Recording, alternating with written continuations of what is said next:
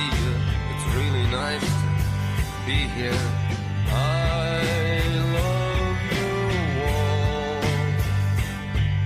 all. Hello and welcome to the Scannain Podcast. The excitement is palpable. Scannain, where I come from.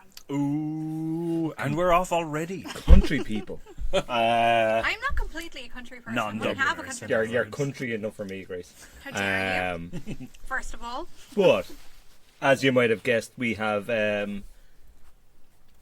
shitster Grace. that's Grace Shitster Duffy to everyone else, and I can't think of anything funnier, Ronan. yes, Ronan a the beautiful Baker. title, Ronan. That's I me. know that. Yeah, we're back. We've got our usual nonsense. There'll be a top 10 we'll suffer through. There'll For be God's sake. movie news that's really good, There is. and there'll be new releases which are interesting. I look forward to hearing But what they we are. will kick off with our usual nonsense. What we watched this week. Shitstorm of Grace, what do you got? Okay, you're gonna have to give me. She's eating cake. Finish chewing This is totally unprofessional. It's the Cake and Film Podcast. It is actually, in Welcome. fairness. And Ronan made the cakes because he's a prince. And they're extremely tasty. They really are. Yes. You can download them at scannain.com. Download those cakes. Scannaincakes.com. Okay, so I had a relatively lean week, mainly because I was binge watching Mindhunter and then immediately rewatching Mindhunter the second I finished it. So that's the first thing I'll talk about. Such a completist and then completist. I am. It has absolutely nothing to do with perving on one of the lead characters. Sure, at we all. won't. Let's not get into that, Grace. Let's not. Delve. All I older know about man it is is in, Jonathan my Groff. friend. Is it him? No, Oh. it's the older man. Oh, she likes an older man. Oh. She does like an older man, Okay. tragically. She's a Tragic. bit of a weird He's cliche. pretty good looking though, in fairness. He's And very he good is, looking. yeah. He has beautiful eyes, Yeah. great shoulders, does. great voice. Hey. Anyway, that's not what these people No. are listening for. No, I hope not. Mindhunter is very good. It is. I don't know why I'm saying this like I'm completely surprised. Because I recommended it to you, which you were also surprised by. I know, it's been on my Netflix list for a good 2 years at this stage. It hasn't been out for 3 years.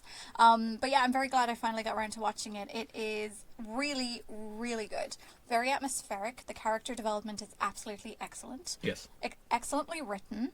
And I really enjoyed this. I am a little bit of a Criminal Minds fan, I have to say, so there's a little bit of added extra on top of that. Sure. Because obviously this is the kind of stuff that, well, basically in Mindhunter, I suppose, the research that they're doing in the unit that they're trying to set up within the FBI is something that will feed into Criminal Minds later And on. various other things like that. Yeah, exactly. And I mean, if you're in any way interested in psychology, obviously this has very interesting subject matter. But even on top of that, the production values are very cinematic. David Fincher obviously is Yes. involved, and he clearly has some sort of a thing for just presenting stories about serial killers extremely well. Because between this and Zodiac and various questionable things that would have happened in, say, Seven or even Yes. Fight Club. Oh no, he knows exactly the kind of the evil men do in that kind of Oh, sense. like, absolutely. yeah. It's just really well presented. The story is very well told. And I heartily recommend it, especially because the second season is out tomorrow. Yes. So if you haven't watched it yet, then please do. I will say, actually, in terms of I read the book that it's based on a couple of years ago after watching it. Who And the wrote book, it? Who wrote the book? two guys that were the kind of lead that he played. It's interesting for a couple of reasons. One, it's because it covers a lot of the ground in a bit more detail than that the show does. But two, it's very self-aggrandizing. We formed all this, we did all this, we never did anything bad, we're perfect, we're great, kind of thing. In that kind of weird American way that things like, weird Yeah. superstars, and doesn't really allow much for self-reflection or failure or doubt or anything in it, which is a bit disappointing because you'd want to read a bit more about, because of the psychological kind of aspects of it, and I'm sure that comes into the investigation of it, particularly in the show it does. And it doesn't really come across in the book, which is really disappointing, so I wouldn't recommend it, but the show is terrific. I think that's actually kind of interesting, though, because obviously if you've seen the show, you'll know that there's a point where one of the lead character, well, the lead, I suppose, in particular, the way he sort of becomes a little bit full of himself, Oh, I yes. say, and Yeah, I think that's right. the hubris of that is explored quite overtly. So that's actually kind of an interesting take, the Yes. idea that, you become so completely assured of your own insight and your own genius that you feel like you can begin to predict behavior. Oh, yes. There's And a lot how of that in the can book. lead to a lot of possibly unfair decisions and influence and so on is, Well, in the is book, quite they interesting. tend to kind of well, I did this, and because of this, I saved the world kind of element to Yeah. it, like, because we're geniuses. And not to say that there wasn't elements of that, of course Yeah. there is, but I imagine the kind of actuality of it might have been. Yeah.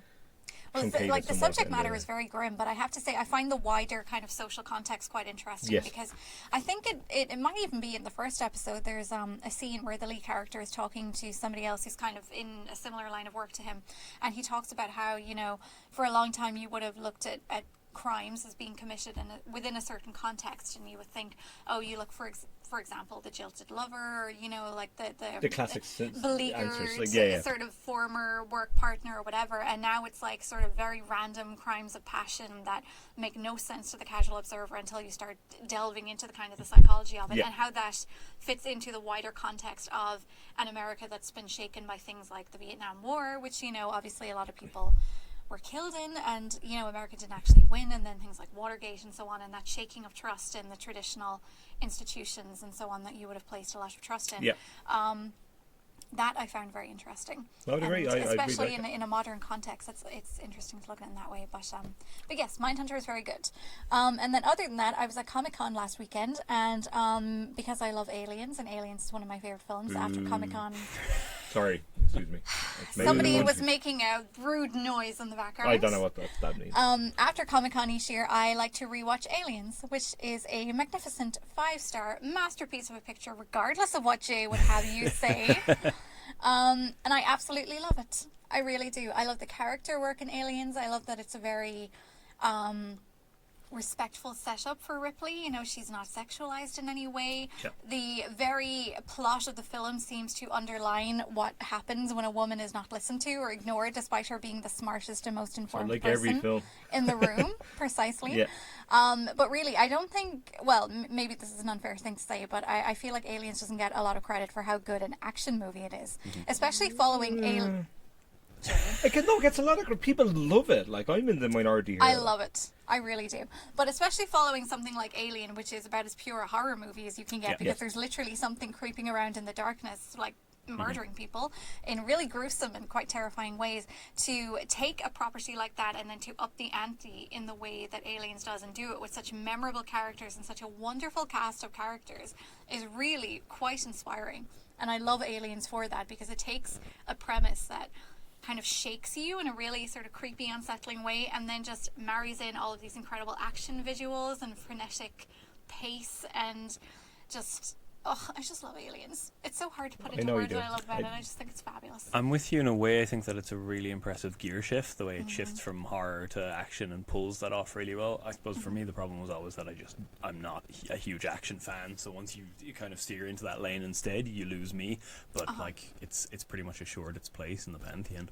So It is. all action fans adore it, and that's completely understandable to me. Yeah. I just find like once we get away from the horror thing, I'm gone. Yeah. No, that's fair enough. And I think, like, there is a valid, probably, criticism to be made that Aliens is probably a little bit too long. Like, I can see why people would feel that people way. think that That way, ending is terrific, though.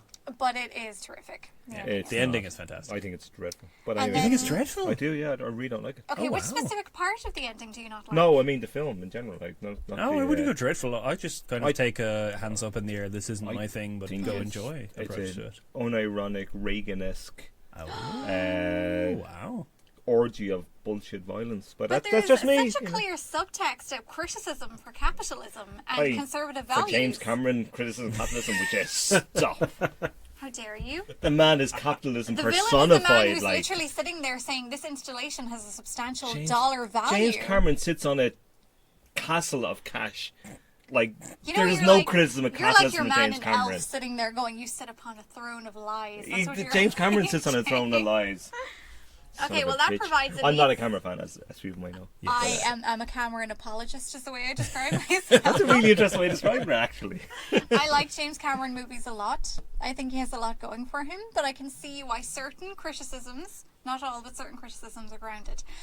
Anyways, to segue from Aliens, I then decided to watch Alien 3, for reasons related to Mindhunter, the night after, and Alien 3 is an abomination of a film. I'm not even going to use any other word. It is so bad. Nonsense. I remember it as being, like, I hadn't watched it now in about 5 or 6 years, and I remembered it as being terrible, but I thought, oh, you know, I haven't seen it in a while. Maybe there'll be something in there that I can appreciate. There really isn't. It's brutal. The production values are awful. The cast feel like they've been, like, it's a good cast in the sense that it's like a, you know, a list of supporting character actors, that's the word I'm looking for.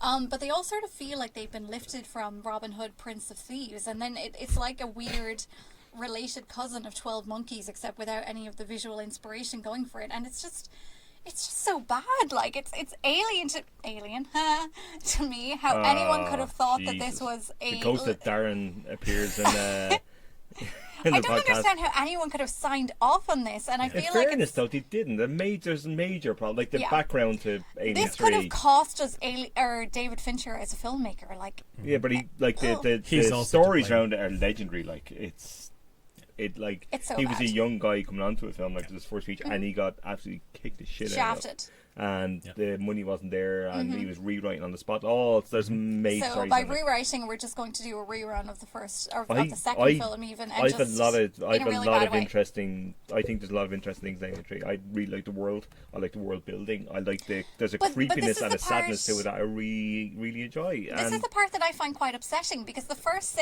I'll give you the first like half an hour, 40 minutes. First of all, if you want to alienate your entire audience, would you stop making alien puns, for the love of God, man? That wasn't even intentional.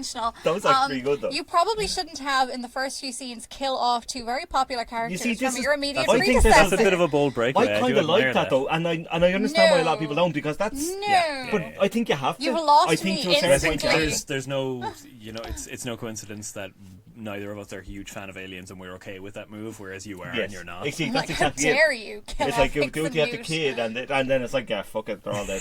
But I kind of like the break from it, in the sense that you're trying to create something. Yeah. Do you know what I mean? Okay, I would give you that if it went to anywhere interesting. Yeah, it does not justify that decision in any way. And terrible. it kills off a dog.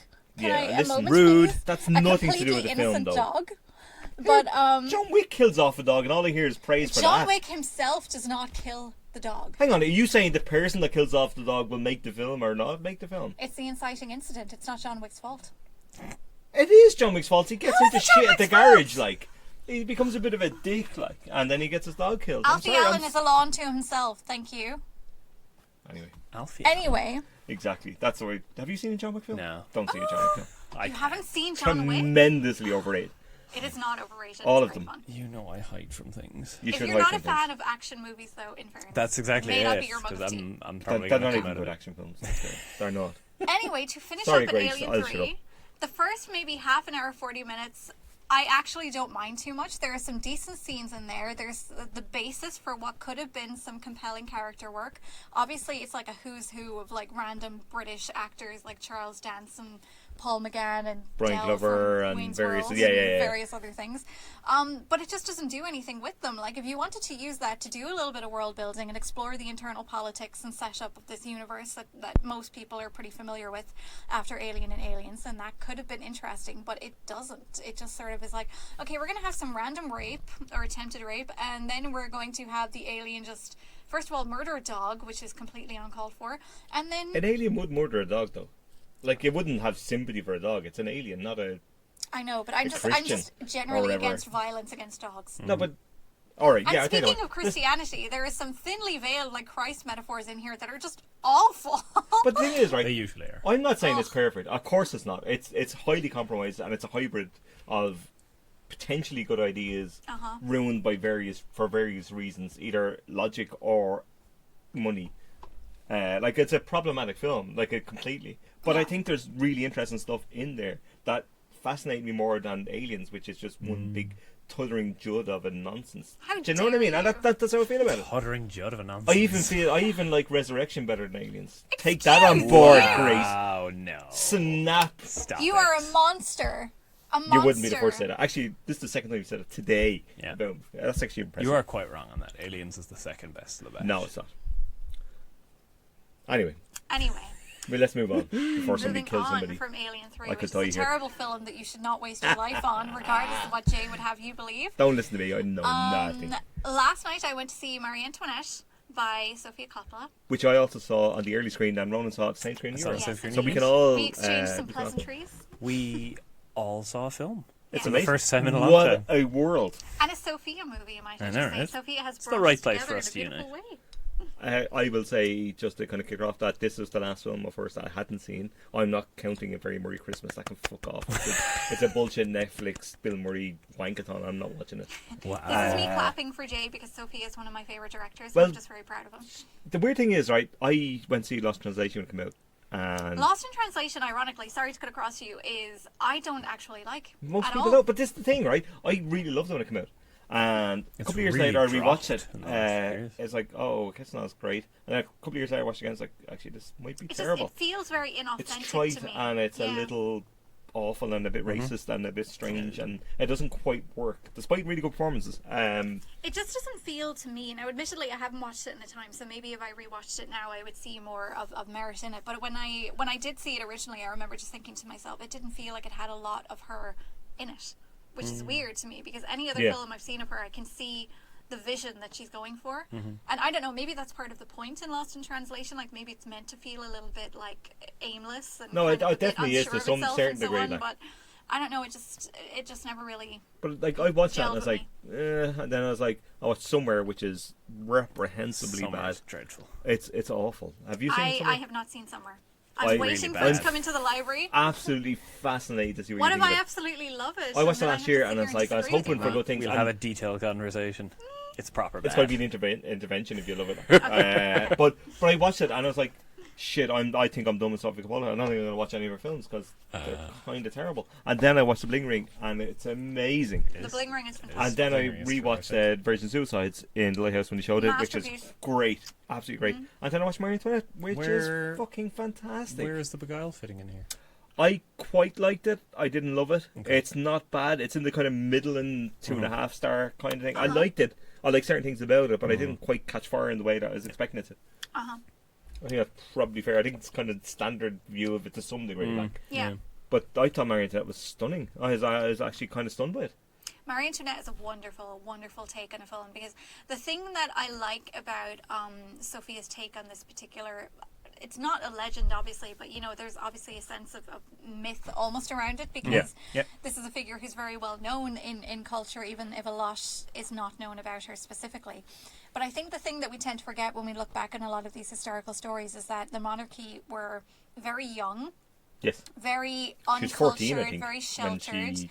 And I really like the way that Sophia approaches this story because she takes it from the perspective of somebody who's 14 or 15 coming into a completely foreign land, completely unsure of herself, has this massive weight of duty and expectation placed on her shoulders, and she doesn't really know what to do with it. So the whole tries to thing, escape from it. Yeah, precisely. Yeah. So the whole thing is almost shot, you know, like some sort of weird, out of time MTV thing, Yes. where with all of the With pop the music colours and and yeah. anachronistic music and wild costuming and extravagance, and I just love that approach to it because for starters it reflects the regime, I suppose, that would have been in place before the French Revolution. And the so in age. that sense, you know, it's a very good reflection on the style of the age, you know. No, I stylistic agree. I reflection completely agree. on the age, but also because it highlights, I suppose, in a very colourful and quite striking way the genuine ridiculousness of the monarchy and the it's absurd. genuine like extravagance and wastefulness and just aimlessness, I suppose, that they all feel. Because the thing that really strikes me about Marie Antoinette, and this struck me the first time I watched it and even more so when I rewatched it yesterday, was that it's so melancholy. Like there's Yes. such a And it's there from frame one, like. there's such a profound undercurrent of sadness, of loneliness, of looking for your place, of knowing that you're completely detached from the world around you and the superficial nature of your life and of the expectation that's been placed on your shoulders and trying to find some element of truth within it. Like, I actually think that's captured very, very well in this film. And what's more superficial than royalty, like? Precisely. Do you Like know the what I whole mean? idea It's of a a monarchy, superficial like and a absurd and bloodline. otherworldly and fantasy. Yeah, that's It's superior. bizarre. And she's the perfect, like, she's from Hollywood royalty. She's the perfect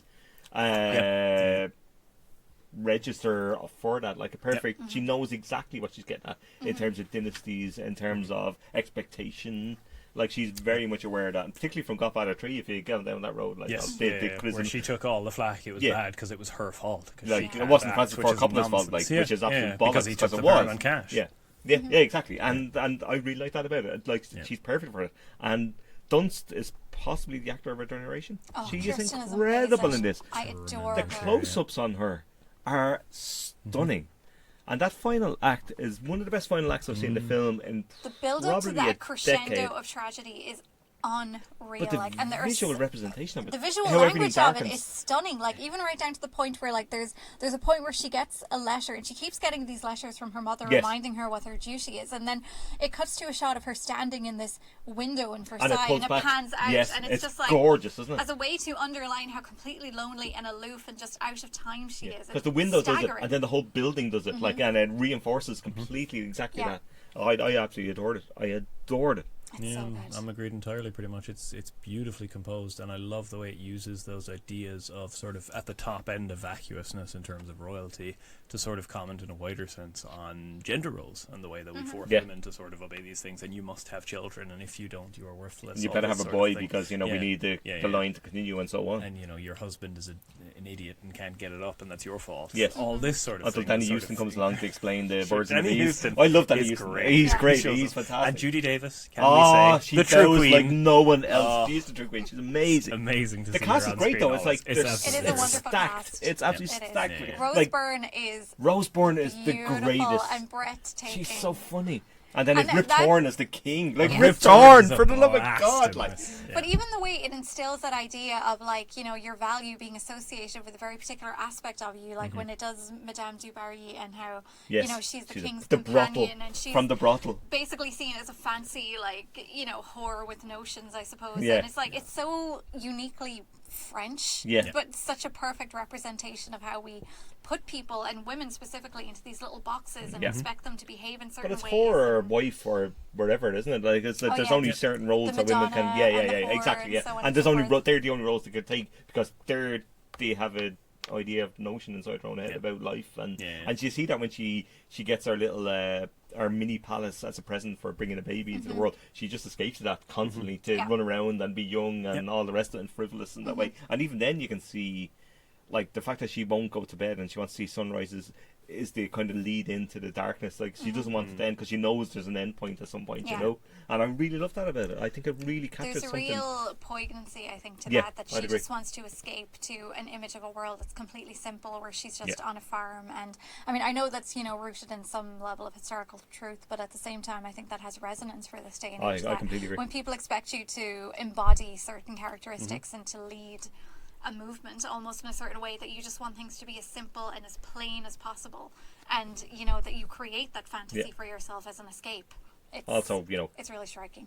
guillotine the royalty because they're terrible. Yeah. But anyway, yeah. There's but this it's lovely distancing effect with it too, where it manages to kind of go, as a viewer, you're watching it thinking, oh God, these people are terribly frivolous. And then you sort of step back and you go, oh, hang on now, that's not very distant from the world we live in now. And Yeah. there's a lot of impressive effects that she does with the compositions and the camera work Yeah. and everything about the performances. They're very sort of modern and here and now. Yeah. And it creates that link, the sort of thematic bridge there. Yes. It's, No, it completely really brings it all impressive. together. Like, really, really it's very much not a period piece in one way because it has no interest really in No, the it doesn't give a actual shit. specifics of the history or the politics. But it looks beautiful. Oh, it's Yeah. gorgeous. It's a gorgeous. That's- film. That is my Yeah, one together. major complaint, that the Lighthouse screened it from a DVD, and I was Yes. sitting very near the front, and it looked like shit. Like constantly, I was there down was the back, this. so it looked a little This better. But I take shot the point. probably looks fabulous. If I would it was like to see a projected 35mm properly. print. Yeah, And then exactly. maybe it's not Or available. even on a such as, DCP. like, Anything that more than something that's meant to be seen in a laptop and being Yeah. blown up to a big Yeah, screen. it's It not great. really compromised it for me, which was heartbreaking. Oh, Yeah. No, that's But I'm all looking right. forward to seeing it again, which I would gladly do. Excellent. Excellent. And that's me. I haven't seen anything else this week. Great work, so- Grace. Well, not in too that much shit case, stirring. No. Ronan, what do you got? I kept the other half of this bottle of wine. Excellent. listen for glugging in the background. Well, then I suppose from one Coppola to another, because I saw Apocalypse Now this week. Oh, wow. The Oh, final yeah. cut circulating in Symmetry. cinemas for the 40th anniversary. This is kind of weird, right? These cuts. I'm a little wary of it all. This is the new thing, that on the anniversary we can't just re-release the films. We'll do something slightly different. We'll put in a scene, or maybe we'll chop a scene out. We'll do something a little different. And in this case, it's both, because you have the original cut, about 2.5 hours. Then Redux was about 3.5 hours, I think. It was far too long. This comes in at a neat 3 hours. And I was trying to look up my records when I had seen Apocalypse Now previously. I've seen it once before, and I'm not quite sure which reason I saw, because I wasn't properly logging at the time. I'm nearly certain it was the theatrical cut that I would have watched back sometime around maybe 2010. If you never saw the French plantation scene, yeah, it then didn't was the ring any theatrical bells cut. whatsoever. Yeah. Yeah. I have not seen this film. And It's go on, Ron. Sorry, we'll get into the Sorry. meat of it. Continue. I remember quite liking it at the time, very much being sort of admiring of it, but not necessarily thinking it was incredible. You know, it's never been my favourite Coppola. I've much more like something like The Conversation. Revisiting it was interesting because there's lots of stuff in here that is great. Really, really great. I think it's staggering on occasion. Like, Yeah, absolutely he's staggering. been given an enormous budget at that way that you even at that point in Hollywood, you know, it was 79. Yeah, Jaws yeah, and yeah. Star Wars Yeah, were yeah, out. You know, this was sort of kind of because he had unheard of, started like, making it 5 and years he's earlier. yeah. Nobody at this point was doing something on that scale or with that ambition. And what comes out of it is a mess. It's one of those sort of studio sinking Heaven's Gate type things where you end up with something that is madly ambitious and probably not a great idea. I will go on record as saying that theatrical cut I think is probably a masterpiece in the sense that it's coherent, it's smart, it follows like there's a reason, and this is a kind of hate of mine. I don't like director's cuts, and I don't like I don't mind it as an extra, so you can watch more footage or deleted scenes, or if somebody wants to assemble another cut with 5 hours, and people can. The Tree of Life did it. There was an extra hour kind of thing, and I bought the Blu-ray. It was great, but I still like the cut that I have. I like to see it, but I don't like the idea of definitive cuts. The definitive cuts the film that come out. You got the film you got, and theatrical I think is brilliant because it takes away all the kind of flab and unnecessary nonsense to it. I think the problem with how people to some degree view Apocalypse Now for a couple of reasons is the familiarity with it. Everybody knows the Ride the Valkyrie scene. It's like it's been lampooned to death and all these things. It's a very familiar film. Like it is, and it takes away from its power somewhat, and that's unfortunate. It does, in a way, it renders these things as a joke. It does, and a lot of films have this, like where if you haven't seen the film, you feel like you've seen it because you've seen all variations of spoofs and all this kind of stuff, and that does happen. But I saw it quite a long time ago, and I think as a war is helm kind of measurement, I think it's really brilliant and gets into the absurdity and it's and the idea that Vietnam is the first rock and roll war and American films have played that up endlessly in terms of the Forrest Gump soundtracks and all that kind of stuff. I think it does that tremendously well. It was only a few years after the Vietnam War as well. So it's really well, it started production when it was sort of still kind of the embers still of going it. on. I think it's an incredible film as a theatrical cut. I really do, but I have no interest in seeing a 3-hour cut. Well, I mean, I'm kind of in awe of how it is completely unambiguous in the fact that this war is just utterly immoral, and hideous and horrible, and it has no bones whatsoever about showing that, which is really impressive for an American film of the era. You don't really, get that very often as a filmmaker. But I will say it's out there, because it's been about possibly 10 years since I've seen the original cut. It was a little hard for me to discern what was what here. There was in this cut anyway, the 3-hour cut. There's a lot of waffle. That French plantation scene, which is obviously new to the two most recent cuts, it's dreadful. It is hammering the point over the head of the audience in a bad accent. It is abysmal and has no place in the film. No place in any film whatsoever. It's truly dreadful. There are a couple of other things I could do without.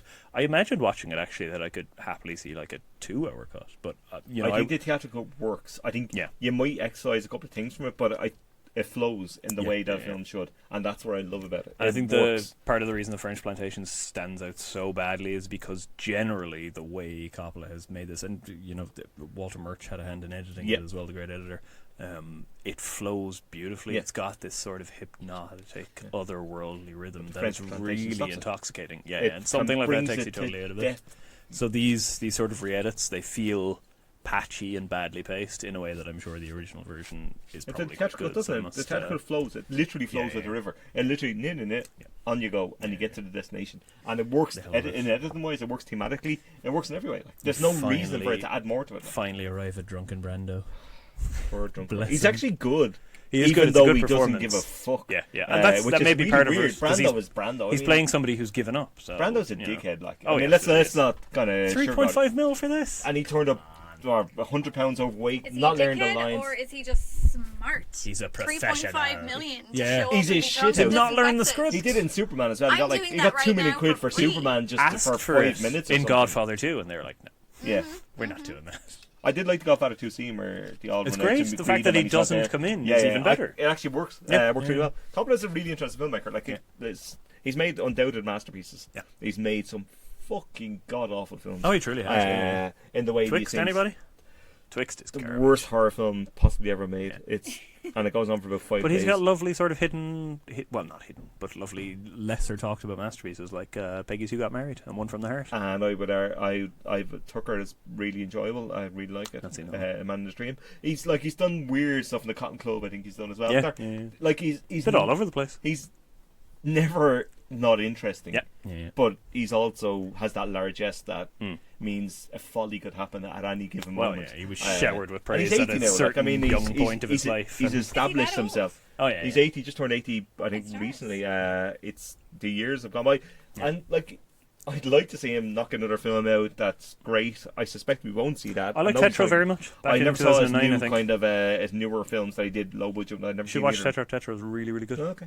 And very low budget, yeah. Yeah. Interesting. What else do I have this week? So Manhattan Love Suicide's quite a title from 1985. This is actually a compilation of 4 short films. It's about 40 minutes long and all from... Oh, this is a movie one, isn't it? 'Cause I Yeah, just yeah, seen- I came it's across still it, on like, movie yeah. at the moment. It's from Richard Kern, a New York experimentalist. And the difficult thing with experimental cinema is it needs to be considered in the context of its own time. Yeah. Because these things, what may have been transgressive, 35 years ago, is rapidly less so. So watching it now, a lot of it has lost its power. So it kind of you That's sort the of, way these things are. yeah, of course. You have to consider it in the context of its time. And I'm sure this probably had an incredible effect. It is very graphic. There's a lot of nudity, a lot of violence, a lot of language. I didn't feel it was particularly effective to any point. Like, they're probably the most touted of these 4, or the third one in the batch. Thrust in Me, it's called. You can imagine where that leads us. It's kind of a nice setup, actually. It's one guy plays a man and in drag his wife, and there's What? there's a suicide attempt in there. There's sort of extreme nudity you get in the course of Hang on, this. what's extreme nudity? Can we? Yeah, Is that NSFW or whatever? No, I When don't we think say so. extreme It's like nudity, do we mean like they're not erect wearing full anything? frontal male. Ooh. Oh, that's you- a rare. you don't get deed to see back that. then, Yeah, the yeah. 70s, like Well, hello. you're in a period where Grace immediately gets a movie account. this is extreme underground. Like, this wasn't Okay. seen by anyone who wasn't brought into Yeah, Richard yeah, Kern's yeah, basement yeah. kind of thing. It, Probably. that's the kind of you would see these projected back in the day. Like. opportunities person when it comes to full frontal. Sorry. I know It's you are probably right. better You're than really. that we one. need more full frontal. Listen, it should. This be is equal why we opportunities. like. I can take a lead full frontal, but it should be both or none. Yes, absolutely, Was absolutely. it just last week we were talking about like the eggplant? Yes. Hey! Good lord. And Okay, that sorry. film where you couldn't move for all the dick that we were talking about, Oh whatever man, that there's was. swinging dicks everywhere. It's the Everywhere. Ann Gonzalez one. Yeah. Swinging and indeed not swinging. Yes, indeed. Yeah. This one, it's very much angling for a reaction, and I find watching things like these often you think, well, you'd only really be shocked by this if you're a little bit of a prude. Yeah. And prudes need to be shocked out of it, but they're also not Oh, yes. going to sit down to watch a film like this. So you have to That's wonder that who it's balance, for. yeah. There's an interesting point in Thrust in Me where it is, like, in terms of its content, it's quite graphic and shocking and surprising, but in its form, it's a classical cross-cut drama between 2 scenes, and you kind of think, you're not actually being that surprising and shocking. Interesting as a bit of a historical artifact, and I'm glad Mubi keeps surfacing these things, but Yeah. not You never know what you're going to necessarily- see in that regard. Yeah, not necessarily something I would say go running out to see it. All right. And then a double bill from Italia. Which I think I might have experienced Jay, also. Jay and I have both seen. 'Cause I urged Jay to watch the first of these because I know him so well. He does. In the Elaine Page kind of sense of the word, he does. There's something extremely pure about those messages where it's just like, J/Ronan, you should watch this. Immediately calling each other up. Quick! This is incredible. I found your brand. I'm pretty sure when Ronan's going to like something, I'm going to Ronan watch this forthwith. We've got like a 90% crossover where when we disagree, you two we disagree are so a little. cute. We have great taste, is what you're saying. Well, I wouldn't go that far. I would. I think you both have exemplary taste. I would agree. This That's is not just the wine. No, I thanks, promise. Grace. I appreciate that. An Italian filmmaker called Pietro Marcello, who I'd never heard of. I looked him up in the course of these and realised that I'd seen one of his later features. It's mad when you see that when you've forgotten completely almost. Like. And I think it's quite likely it was a movie one a couple of months back. Yeah. The other one I'd seen, I can't think of the name of it now, but it was this weird sort of docu-fiction hybrid that I enjoyed for its sort of singularity but didn't necessarily adore. So I sat down a little skeptical to watch this one from 2007 called Crossing the Line, which is a straight-up documentary. It's under an hour long. It is shot on trains with these sort of extreme commuters travelling usually from their homes in the south of Italy, the very poor south, to careers in Rome, some of them going up just only to look for work, sort of traversing the entirety of Italy, and one of them is sort of old man who just lives on the trains So because he doesn't know where else to go, and he's also, it's a bit comfortable and warm, and you meet people. He feels free because there's a political underlying gives kind you of thing to him. A sense of being on the road and being able to encounter Done people. By this. It's this is one of the really films, best films we've seen this year. It's astonishing. It is, and it's a sort of low camera quality, so at first you're watching it and you think, oh, this is going to be a bit gritty, but he managed to do stuff with the changing light of the night, and that sort of in-between world. And we've all been there when you're on a plane or on a train. Goes past and it illuminates people standing smoking alongside the windows on. It's glorious. Sort of the silhouette of people, and as the sun rises slowly, the way the day changes in front of you, and it kind of... Oh, I found it lovely. And lends your perspective on your own place. Yeah. It's beautiful, and the interviews he gets are very. He's a bit participatory. He'll talk to people tiny bit, not very much at all. But it did remind me, although it's quite a different style in that regard. It did remind me a little bit of Varda, the way she would talk to people. It's something like The Gleaner's Night. That she's getting down. It's empathetic in that way, and wants to understand why people are doing what they're doing. But letting them speak and the stray character that you might sort of walk past any other day, and I think especially it feels organically to get more fascinated with that old man in particular. You start cutting back to him more and more because Marcello obviously knew he's a good filmmaker. He was like, this is the story in one bit. And his notebook and his stuff he's going through and his history, and this sheriff arrested me and put me in jail and now I'm free kind of and without ever going, here is the thesis of my film or here are the issues that these people are facing, he completely elucidates upon them and creates this great sense of what's going on in their lives and through them more broadly what's going on in Italy. One of the characters says at one point, and I might have forgotten the exact wording, but it's like, I live in this city, I sleep in this train, and I work in another place, and this kind of sense of displacement and identity and it's a male thing because it's nearly all men that are on it, and this kind of who are we if not what we represent, what we work to, what we work for. It's really interesting, really, really fascinating, and particularly in Italy where, and I'll get to it again in another film I watched, where there's the kind of the masculinity in most men, but in Italian men there's a kind of it's a very important cultural aspect. And I think that really fascinated me in lots of ways. I loved it, absolutely loved it. It's really, really gorgeous and fascinating considering it came from 12 years ago. How much it sort of seems to foretell what would happen in Italy in the ensuing decade. If you told me this was made last year, I'd believe you. Because it sort of scratches away at the surface and finds the thing that have since festered into the open. These enormous cultural divides and economic divides. We progress then to his follow-up from 2009, The Mouth of the Wolf, which is one of these strange things where a documentarian moves slightly to fiction, segues a little bit. I'm a little wary of docu-fiction. That was kind of hybrid thing, and this is a hybrid. This is absolutely a hybrid. History, documentary, and fiction melded together into there is a couple here. Are they a couple? Are they acting? These are clearly acted scenes, but it's based on their life. It's really fascinating formally. But it gets you really curious. But it never comes together for me. That's the problem. Like, it doesn't work. Lots of interesting things about the history of Genoa and as a port and what a city was and how people lived. And they have this couple that are part of it, and this man who was a proper man's man, if you want, real like Italian mafioso type. And his kind of conversion in prison to he's with this trans woman after prison.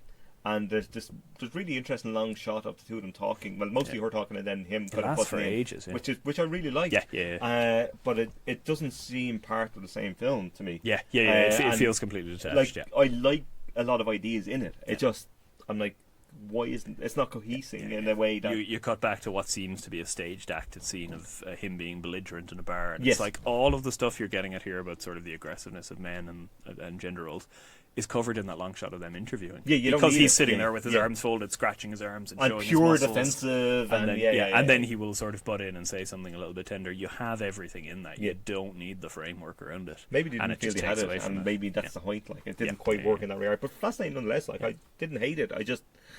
I was expecting more, particularly after crossing the line. Yeah, which I enjoyed. absolutely. Crossing the line was such a sort of tantalizing. Oh my God, where are we going here? Yeah. I will say I can't think of the name of it now, but the film I have seen of his from later in his career is much better. I think he's got a better budget and sort of a better idea of what he's doing. It's a similar sort Okay. of. Oh, no, I'll check it out. I'd certainly watch another one of his. Like, 'cause he's moved more serious talent, towards the fictional side Yes. of things, but it works a lot Okay. better than this does. And I'm really curious to go see more of his things now. Yeah, Hopefully, I'm maybe with you. we'll surface a few more of them. And I think that's me for the week. Ooh, okay. I've three more. One is in the top 10. I've seen a top 10 film. Klaxon. Balloons are falling from the ceiling. They are not. I Well wish that done, was the Jay. case. So we'll keep that for the top 10. But two others I'll mention, and both rewatches. I rewatched Whip It, Drew Barrymore's directorial debut, and I since no adore other this film. Whip It is tremendous. It like is so the much fun. cast is astounding. It's just like this beautiful, energetic breath of fresh air. Yeah. Like it's if you haven't watched it in a long time, you forget how much fun it Yes. is. It's so vibrant and so beautifully put together. Yeah. And roller derby is so much fun. And Kristen Wiig that's is exactly it, amazing. Yeah. This is exactly And, it. Like yeah. the structure. Like I mean, I when I was younger, I used to complain about this is formulaic or whatever. Like, and when I got older and realised I was a bit of an idiot when I was younger, formula and structure is fine. It's what you do in between the Yeah. structure and the formula is the thing. And this structure here is quite familiar in terms of somebody coming of age and wanting to Yeah. get out from the small town into Like almost the little big city. prodigy story. Yeah, and it's great. And that I've seen that story countless times, but I've rarely seen it done this Yeah. well.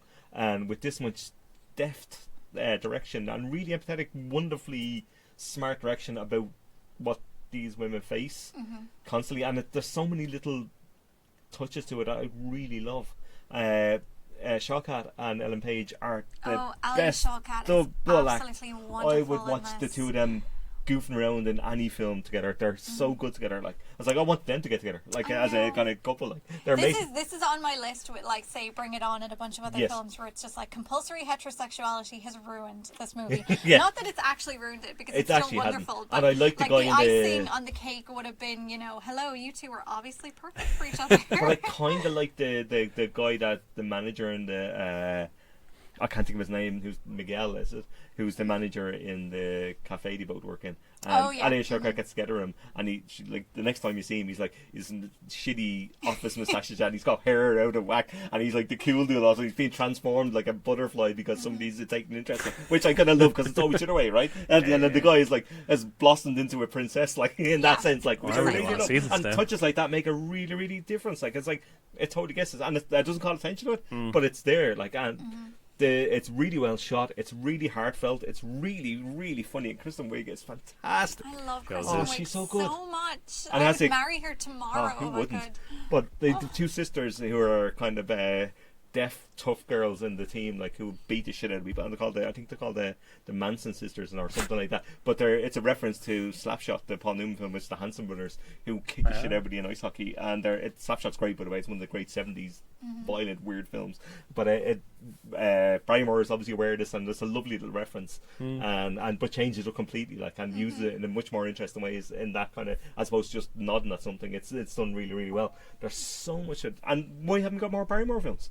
Yeah. Like this, Well, I want I to would see. love I would to watch see more another one movies by her. tomorrow. And also to pick something like this, like roller derby is this kind of like iconic representation of the counterculture where it's always been so open Yeah. to like people of differing identities and different genders and Yes. so on and so forth. And nobody it's bats an eyelid, like. Yeah, and it's like this sort of low-key violence, which is actually incredibly dangerous when Yeah, you yeah. drill down into People it. hurt but themselves. so electrifying and so much fun to watch, and a real like just such a fun thing for Yeah. women to be able to do, especially on screen. Yeah, and the other thing I'll mention just on that, like, her parents are played by Marcia Gay Harden and Daniel Stern, who are just Oh, they're fabulous. absolute dotes. That relationship that she has with her mother is wonderful. To It me, is. because It the really way is. she's It's trying complex to tread and the line really interesting. between like being respectful and being like empathetic towards her mother's wishes while Yeah. trying to pursue things Yeah. that make her happy It's in really turn. good. Like it's Plus has Juliette Lewis, who Oh, and you forget love how Juliette Lewis is And she's the amazing in this. villain. She's the I villain, love but she's not her. really a villain either. She just you it's know, just the way she just rocks protects up, it, and yeah. she's just so Juliette Lewis. She's like, And she looks like she would fucking own her. you, and I love her to Love death. her. Like, it's like, why isn't there more Juliette Lewis? I love this film. You should watch with it. I It's really want to watch great. this now. It's You've sold so me much fun. 10 times It You would over. love really it. is. You would love it. And the other film I watched for the 500th time was Raging Bull. oh, I did not get to it this week. I know. I will watch it before next week. I will. I won't say too much about it in that regard, except to say, in the way of these things, I've watched this a lot of times. I've seen it countless times in cinema and lots of times at home. And the mark, to my mind, of a great film is finding new things in it over and over and over, and digging out things that people get at. And there's one scene, and I'm not going to go into too much, Grace, I don't want to kind of ruin it, but it's a kind of somebody sees somebody after not seeing them for quite a long time, and there's this kind of weird, kind of awkward hug that speaks volumes about how men perceive other men and family members, and how they can't countenance the idea that, you know, if you just grab them really tightly, that'll say sorry in ways that Yep. you know, words won't say it, or pride won't say it, and it Yeah. really gets at that. And it's the whole film gets at that, because it's a really, really interesting kind of scalpel sharp look at that kind of impotent male rage that exists in the world, and the kind of violence within that, and the self-loathing within that, and the fact that, like, De Niro spends quite a few times in the film looking at himself in the mirror, and it's not with love or admiration, it's absolute with Contempt, violent loathing. self-loathing, like real kind of contempt for his inability to escape his own head, you know. And I think this is what makes the film. Like, it's not, and what people always saw as some sort of kind of biopic, and it's not, in the sense, like, because Scorsese knows that if you put everything that Jake LaMotta did, and Jake LaMotta was a bad man, like, he perhaps murdered somebody, and he was extremely extreme, and it doesn't shy away from that. Some of the stuff's quite harrowing, it, but he comes at it at an angle to try and understand why men like that do the things they do. Yeah. It doesn't As opposed really to have straight any up- interest in Jake No, he doesn't. He LaMotta. doesn't care about boxing Yeah. either. It's like 7 minutes boxing, and it's really beautifully shot, but it doesn't really care about boxing, Yeah. because the violence is outside the ring, the violence in your head, the rage to not be yourself or be yourself, and even the whole thing about, you know, the insult in that kind of Italian American community at the time was like, you know, if you're not a man, you're a faggot. Like, that's the whole thing. Like, Yeah. you, Yeah, like, yeah, the gay, absolutely. and I grew up in that kind Which of is the era. opposite like, of a yeah, man, yeah, of course. yeah, exactly, of course. Yeah. Because then, how could you be a man and gay? Like, but that and it really kind of searches that kind of thing of what does it actually mean, and it's fascinating in that regard. Like, I think it's brilliant. Like, it's my favorite film for a long time, and it's right up there still. Like, it hasn't gone away, and I've probably seen films that are better than it, but it's a lot. It's brilliant. It's like, it's really, really brilliant, and sad and weird, lonely little masterpiece. Like, it's a strange film. Grace's whole Scorsese project has me wanting to revisit a lot, but I really want to revisit this one. It's been about 10 years. Yeah, I'd say. I'd be fascinated if you could revisit it as well, so we can have a big Yeah. hug, big cry Scorsese discussion. loving. Like, yeah. It's I'm- remarkable. Like, I am very intrigued by this because I think I have a lot of respect for Scorsese as a filmmaker, even at this juncture, and a lot of respect for De Niro as an actor, at least back in the day. No, he was So I'm, he was unreal I'm back in the day. like. very intrigued to see how this is handled because you know how sometimes you hear these stories of like very sort of toxic masculine traits and you know how that sort of plays out in society and the impact it has on people around the character in question. And sometimes you would hear of a story like this in the hands of a certain director and it would just make you cringe and you'd be like, oh, I just don't trust them to explore that in any kind of nuanced or sensitive way.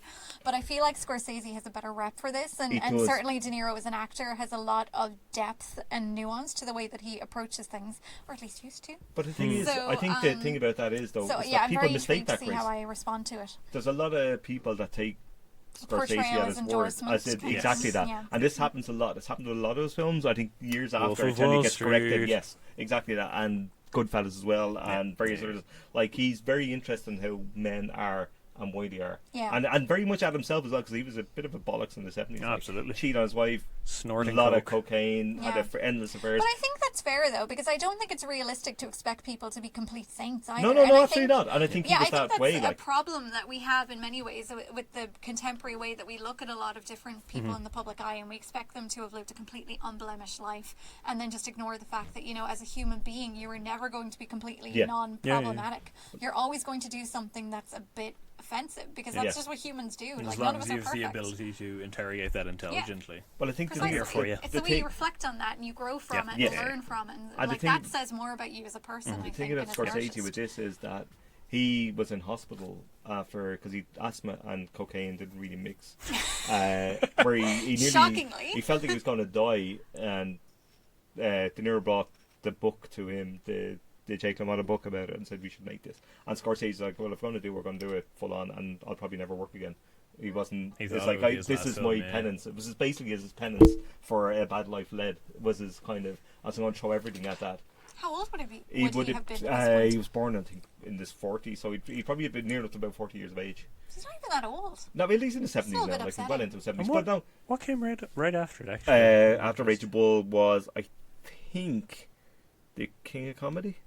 Oh, Oh, yeah, which is interesting. just a total change of But pace. but right? Raging Bull, I think, was cathartic. Yeah, Yeah, and it allowed him and- to move and- on because his 80s are 'Cause very, he never very thought- different from and everything else. that I had think come it before. lightened up, like, because Yeah. Scorsese always wanted to be a priest when he was younger. Like, Yeah. that was one of his things. Like, he was very. Super Catholic. Yeah, and like that guilt carries through a lot of the 70s work hugely, and then Raging Bull as well. And it's only when he got over himself and kind of gave himself a break that his films came a little looser, a little more fun, a little weirder, a little Yeah. stranger. But I think he's a fascinating filmmaker in that regard. There's lots of interesting things, and he's not just one thing, the gangster filmmaker or whatever the thing is people like to box Yeah. him into, because I think it's really simplistic. But I think that's so interesting, you know, from the outside looking in, as somebody who hasn't seen a lot of his films yet, that Yeah. you kind of think of him as being sort of, you know, certain people talk about him as being almost pigeonholed in a certain way, and it's like, it's very hard to marry that image of somebody who's associated for whatever reason Yeah. with a certain type of film, and then when you look at his films and they're so groundbreaking in so many Yeah. ways, Oh, like yeah. visually they're so stylish, and there's such an eye there and a real flair and a real kind of originality and something that's very distinctive, and it's very hard to align that in your head with Yeah. the way people talk about him. Like, it really doesn't feel, even as somebody who's not overly familiar with his work as yet, it doesn't feel like he's somebody that you could think of as churning out the same thing No, over and over definitely not. again, whereas a lot of other directors could be fairly accused, I think, of doing that. And do it. Like. So Yeah, I completely I'm, agree. I'm very intrigued to see. There's how one really he'd interesting approach thing this. in a technical skill sense that I won't mention it, but I'll be intrigued to talk about after you've watched it. It's really interesting. But we'll get to that. I should get to it this weekend, so hopefully Excellent. I'm really next looking week forward we to should that. have a chance to see it. Right. And then you can pick 3 more films, Oh. and then we'll go from there. The Scorsese-a-thon will continue apace. Grace meets Marty. Finally. Hashtag The 2019. Italian-American grandpa I never had. Don't we all want that? I know. Right. Film news. Are you ready, people? We're I'm ready. The best news of the week, Oh god. although I don't live in Toronto, so it's not that great a news. Pat Collins, my favourite Irish filmmaker, Oh, yes. all-time genius, lovable, gorgeous, wonderful filmmaker of a man. Close personal friend of Jay. Pat I Collins. wish, my dream. His new film, Henry Glassy Fieldwork, it's a documentary, is premiering at TIFF. If you've heard me banging on about Pat Collins enough, and Ronan as well, He's a particularly, genius. he's astonishing A full-on filmmaker. genius. This is the folklorist Henry Glassy, who I've never really heard of, I've got to be honest with you. This is a kind of portrait of him, and he's in his 70s now, so it's a kind of an older life and looking back at his kind of work, I think.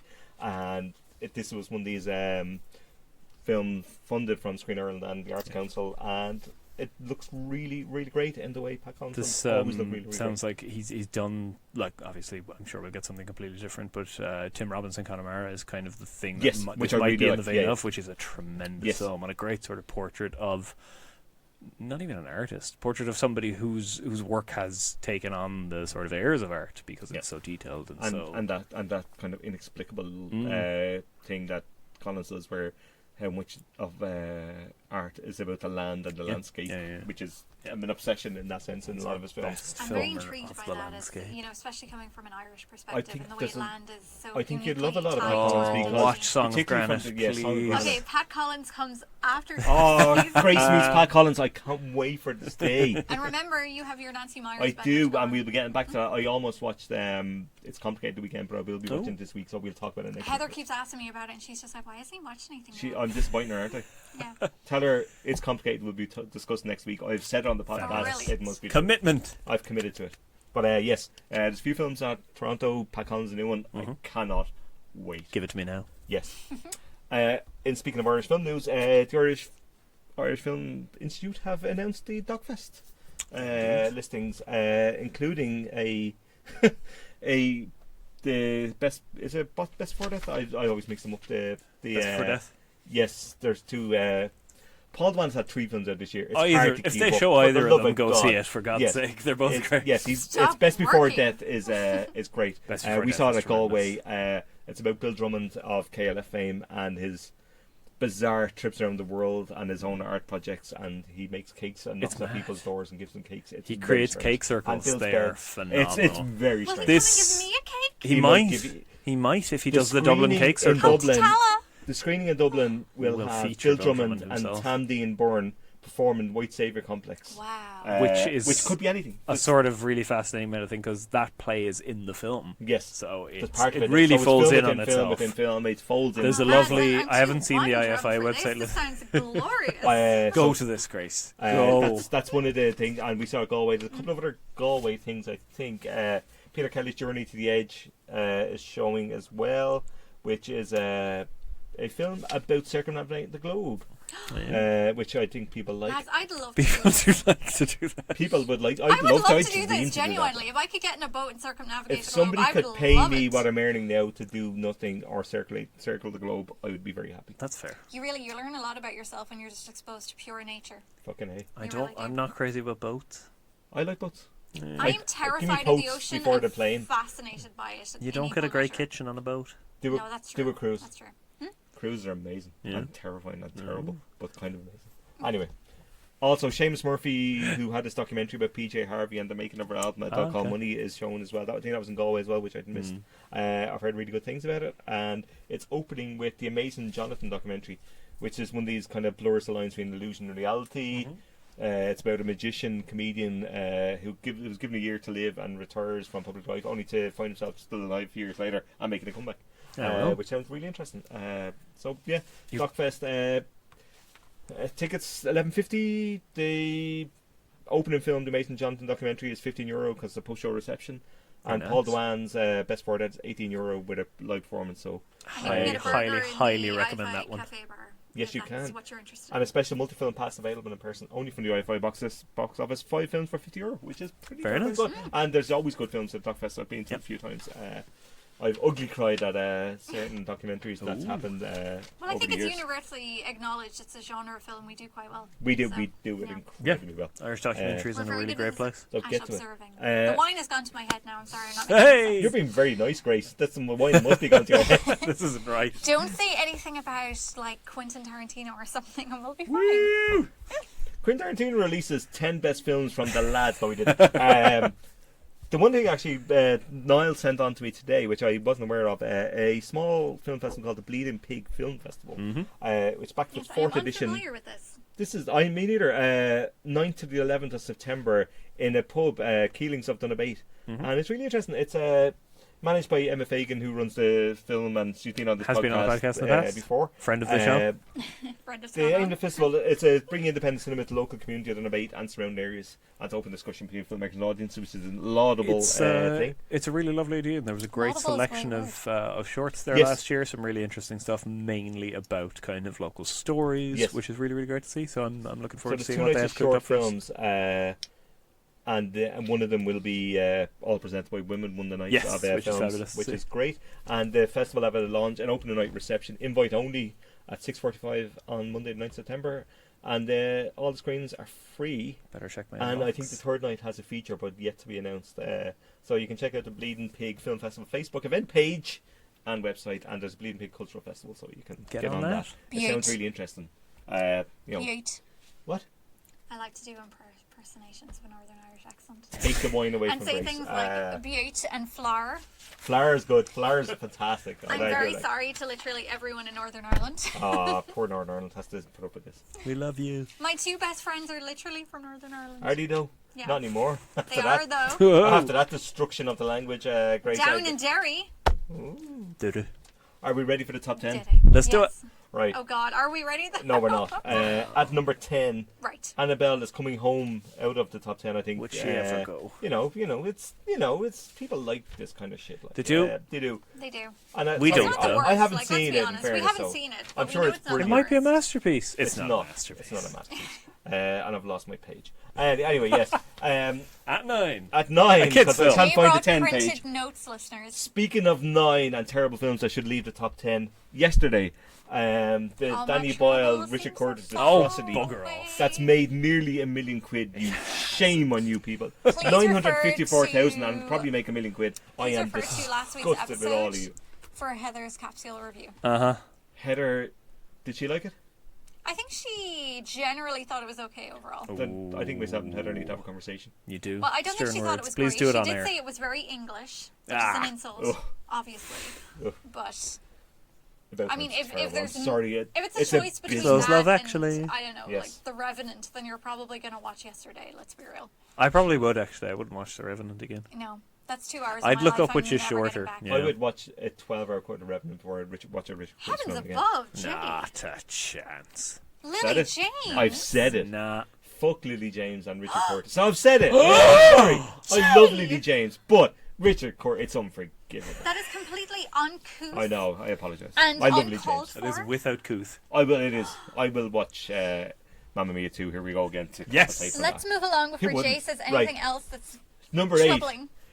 I'm sure Ronan has caught this in the last week. Oh, Christ. The Art of Racing in the Rain, aka why haven't you watched the dog movie, Ronan? Doggo. Because it looks weird. And Yeah, but Milo you like Ventimiglia, weird, for the record, terrible Milo dog Ventimiglia films. is not a good actor. No, I know you don't like, but it has Amanda Seyfried, She's it fantastic. has Kevin Costner as the voice of as the voice of the Enzo. dog.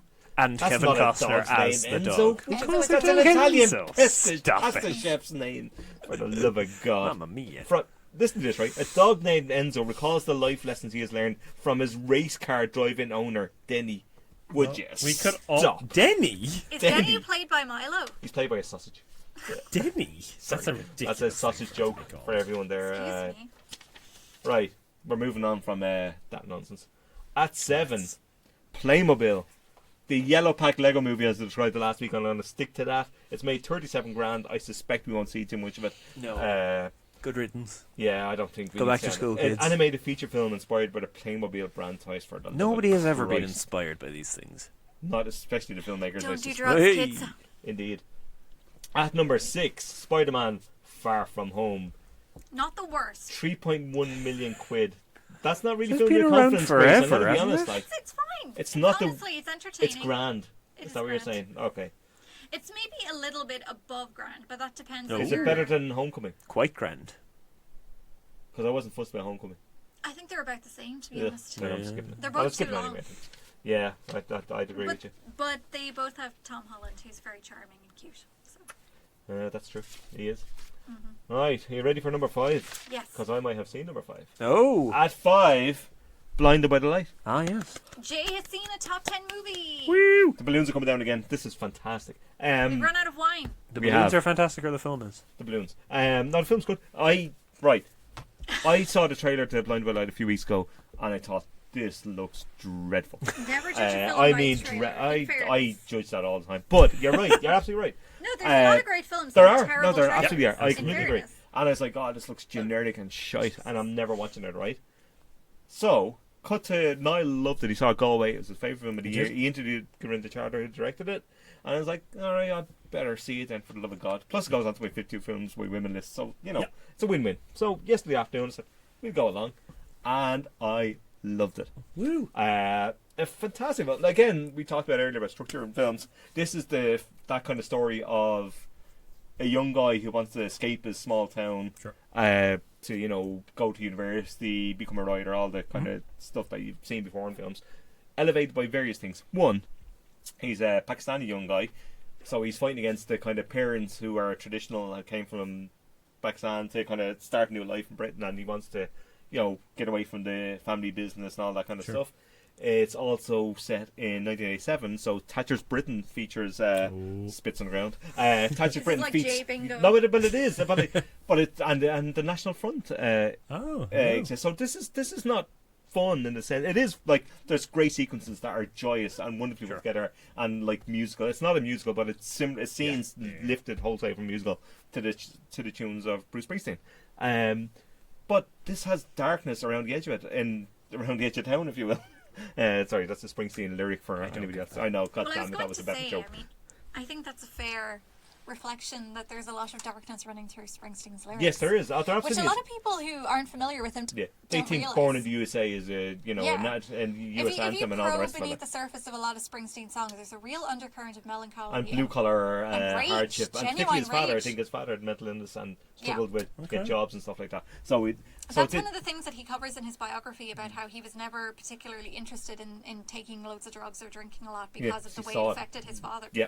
So. And that's exactly and what I really like about this film is that although he's a Pakistani young fella, he doesn't want to listen to the parents' kind of bongo. I think it's called bongo music that he calls it, like it's a kind of dismissive way that young people have. And his friend gives him Bruce Springsteen tapes, and it's Walkman and all the rest of it. And he listens to it, and it speaks to him in the way universally music speaks to everyone, like, and crosses all sorts of boundaries and generations and all, and can do that. And the wonderful idea of somebody in New Jersey who struggled in life can speak to you in Luton in the mid-'80s, and I really like that.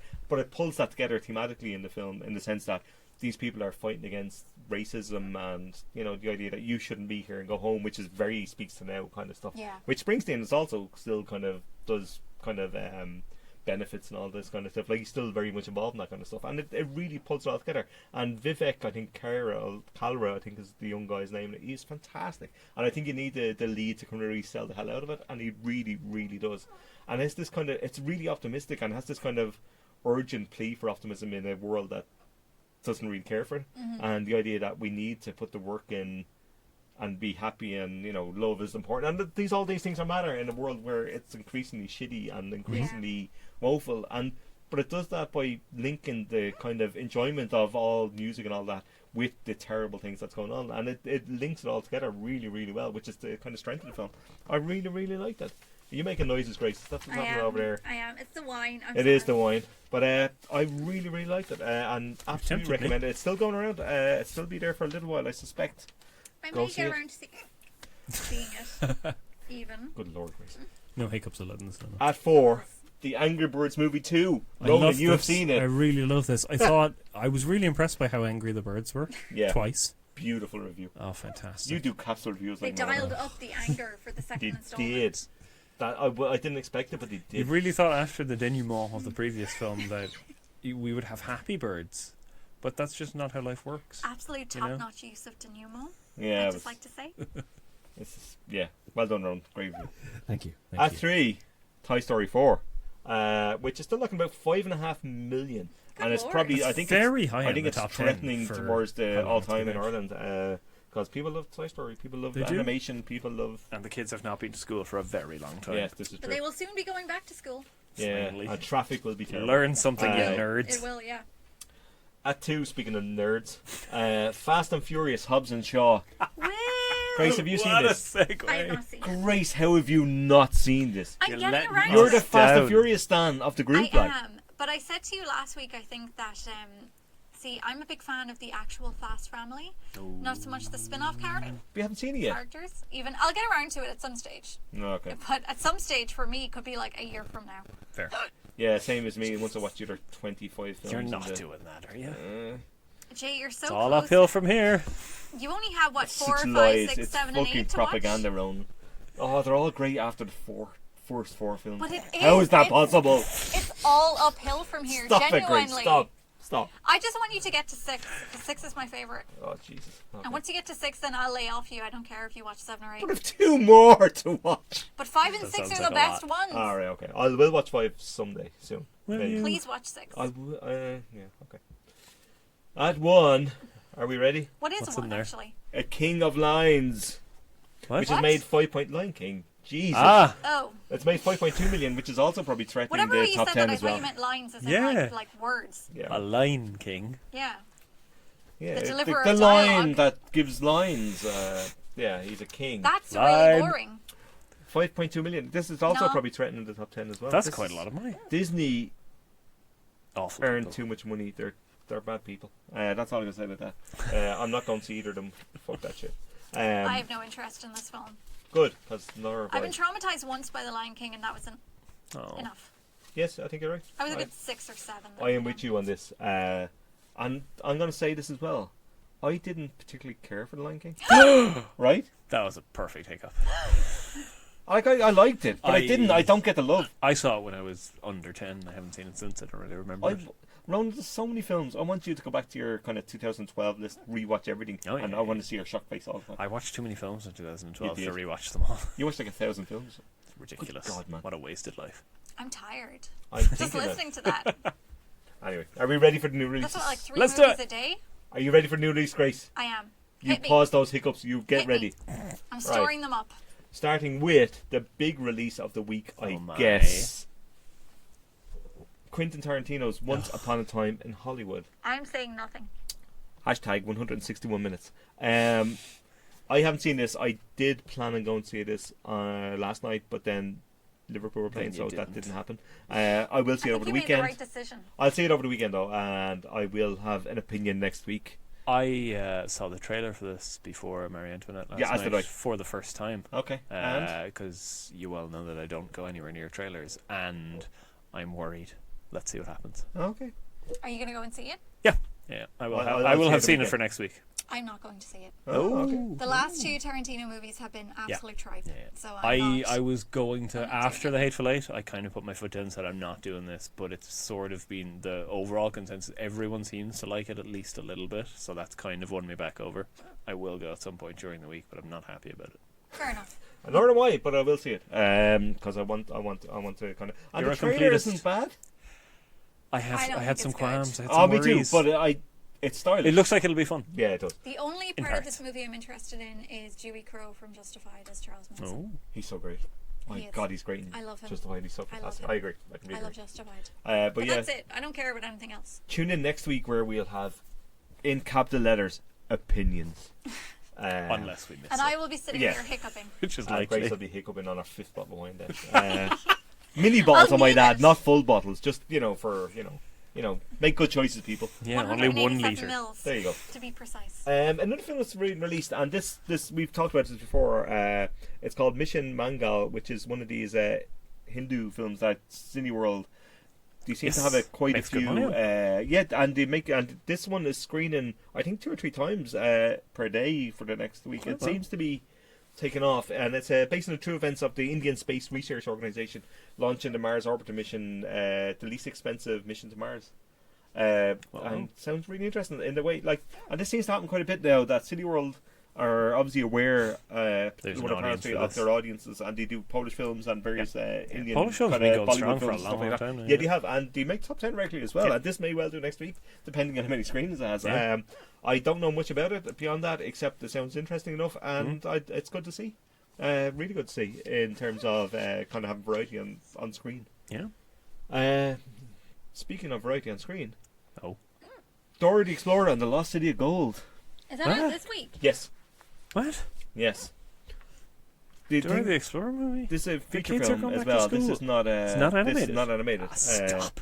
It's live action. Also, the interesting about it is a couple of things. One, the reviews have been surprisingly good. That it's actually a really solid start to a potential franchise kind of thing. Okay. The second thing about it, there was the creepy as fuck I was going to review say there was that notoriously in America perverted for review. one of the reviews where it kind of sexualizes the main character Oh, a little Christ, of course. bit, which is not great. There's Because we literally can't have any nice things. No.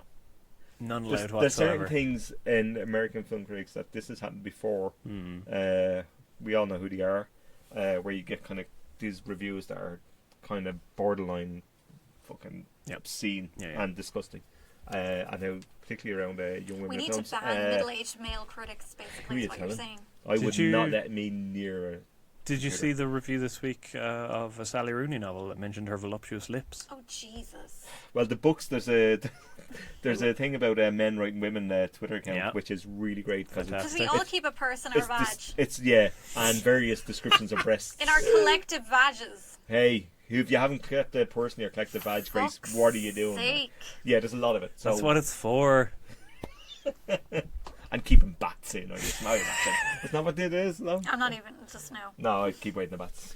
You keep the bat in the purse in your I would love to be there able you go. to That's my unleash like a whole Unleash the bats. stream of them. Great. But no, that's not how it works. Nah, balls, Sadly. so to speak. We need to Careful. redesign the vag. Key is stored in the balls. Is that the thing? Wasn't it from a while ago? What a world. People are What idiots. have we done? Okay, let's move on. Let's. Good Boys, which is a group of young boys on the cusp of becoming teenagers, embark on an epic quest in the San Fernando Valley to fix their broken toy before their parents go home, apparently. As this Jacob Tremblay. That's the Jacob Tremblay one, which I've is... seen him on the poster. What is he it's- coming of age now or something? Yeah, he's like... Yes. He's that terrifying? voice, Mr. Peterson, it's happened again. That kind of stuff. Jacob Tremblay is 25 now. Grace is shocked into a hiccup there. Amazing. I don't know much about this except the reviews seem to be solid enough. Yeah, it's quite quite entertaining good. from the word. A bit more sensitive than the usual. Yeah. Which films seem to be a little That's more good. aware of that kind of thing now, thankfully. So we won't avoid, the collective embarrassment of American Pie 10 years later kind of thing, absolutely. which is good. So yeah, I probably won't see it, but still, I'll catch it eventually, but just not in the cinema. You're and- so dedicated, Jay. Well, I care too much, Grace. That's my problem.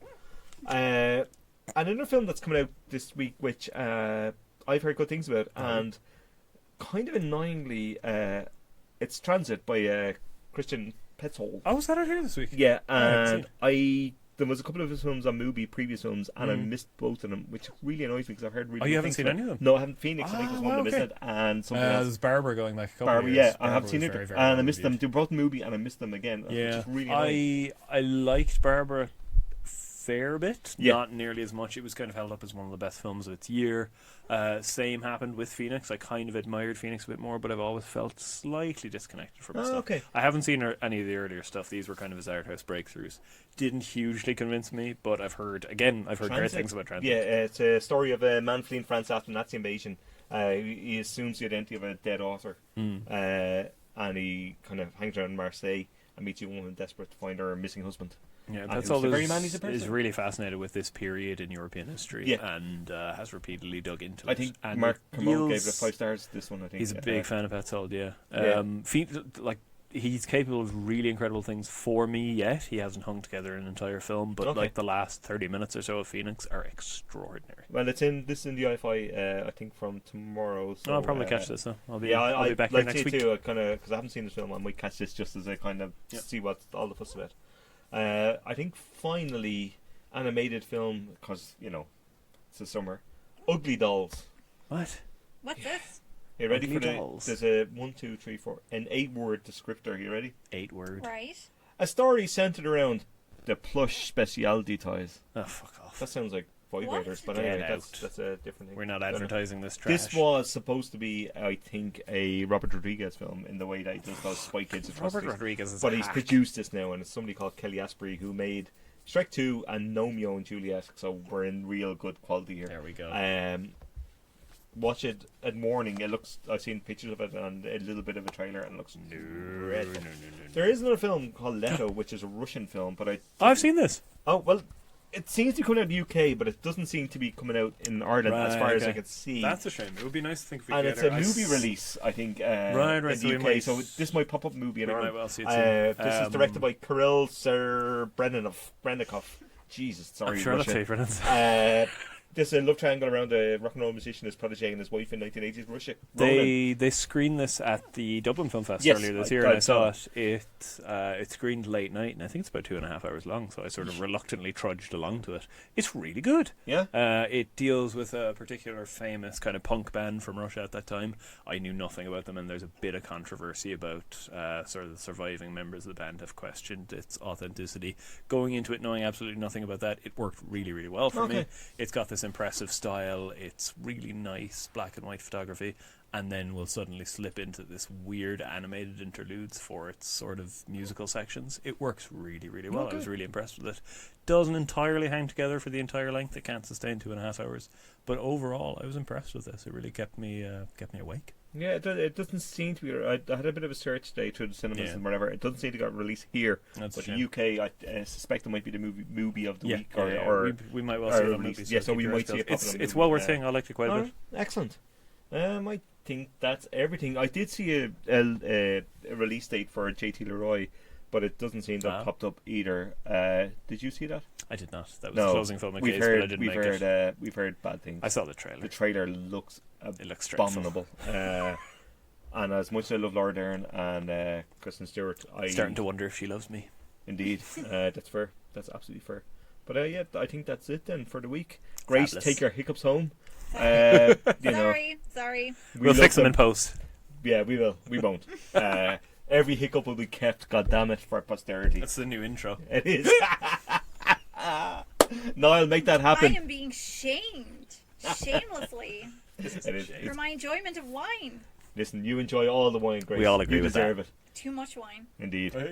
All right. Thank you very much. Bye. Bye. Later.